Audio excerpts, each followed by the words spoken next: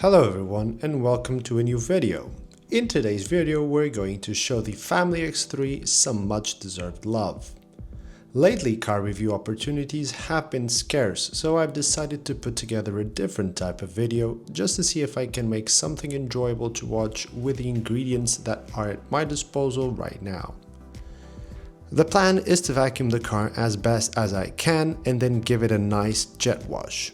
Detailers do look away as this is a very basic cleanup without fancy products. Just a vacuum, compressed air, pressure washer and not much else. After getting it properly cleaned, I'm going to tackle some things I've been putting off doing. I'm going to replace some broken clips on the driver's door in an attempt to fix a loose door card.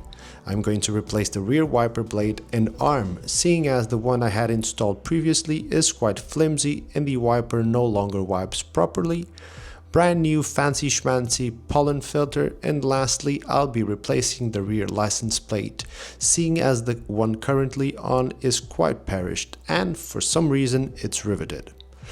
As you can tell, the car is pretty filthy, both inside and out. We just returned from a family trip with lots of sand and dust everywhere, and the family beater came quite dirty but not defeated. I started off by vacuuming the car as the interior was pretty dirty. Now, as a side note, not many of you, seeing as the video proved to be not that popular, saw that I was trying to fix a stuttering issue with this X3. Long story short, my attempt to play mechanic isn't over yet, as replacing the MAF sensor did not do what I expected and the issue persisted. I went ahead and bought yet another part to see if that does the trick, although this does mean messing with engine parts beyond anything that I've ever done before. So, for the 90 of you that actually watched part 1 of that endeavor, sit tight as part 2 is coming next month hopefully.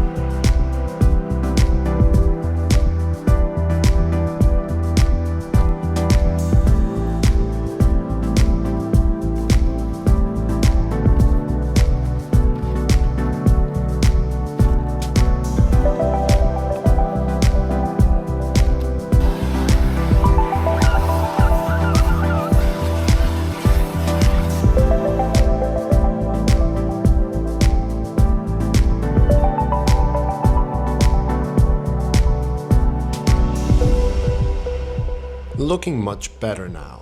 Far from a proper detail, but for 5 European bucks in 30 minutes of my time, not bad at all. Now onto the jet wash.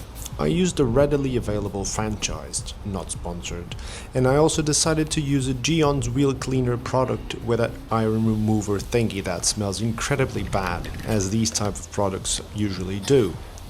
The wheels did turn out fairly well, but they are somewhat corroded, so they will never look brilliant.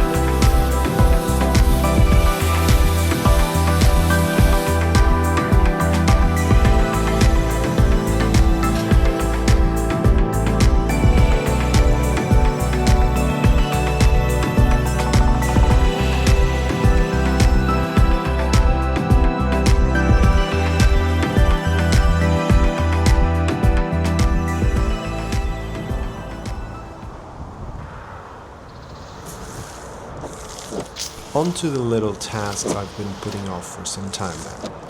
Seeing as I don't really have a dedicated space to work on the cars, I have to make do with what I have, hence I decided to start with one of the easier things, replacing the rear wiper arm and wiper blade.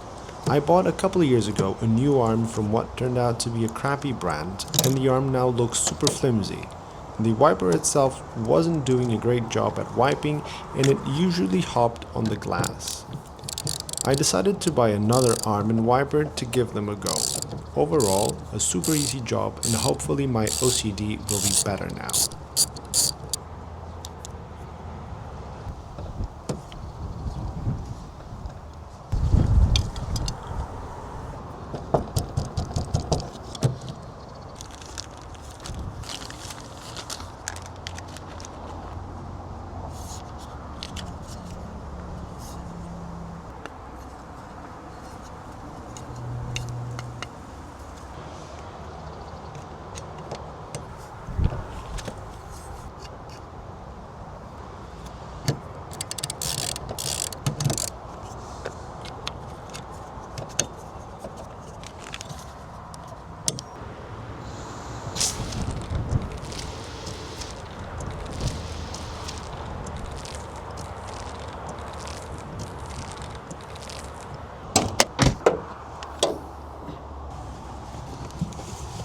Now, arguably the easiest task, replacing the pollen filter or cabin filter. I decided to go for a biofunctional air filter with activated charcoal from MAN or MAN, not sure how to pronounce it. Felt bougie buying it, and maybe our lungs will thank us. I also learned that there are 2 holes in the filter housing, and I assumed that they are to drain water, moisture, leaves, etc. One of them was properly clogged with dirt and debris, but I managed to get them clean and unclogged.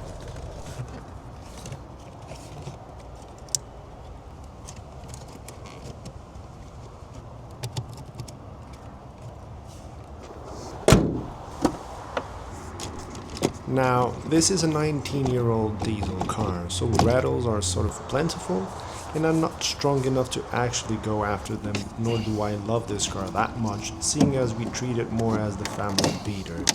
Nonetheless, there are some things that do get on my nerves, and they seem like a low-hanging fruit.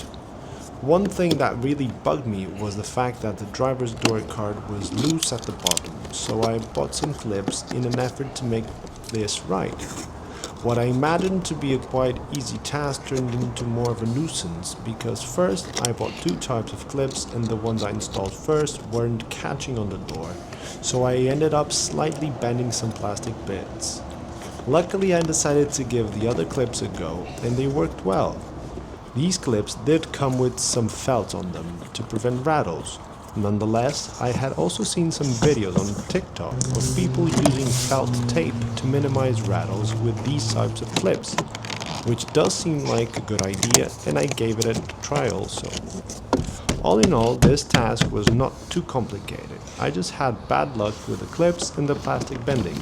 It took me twice the time because I had to do it twice almost.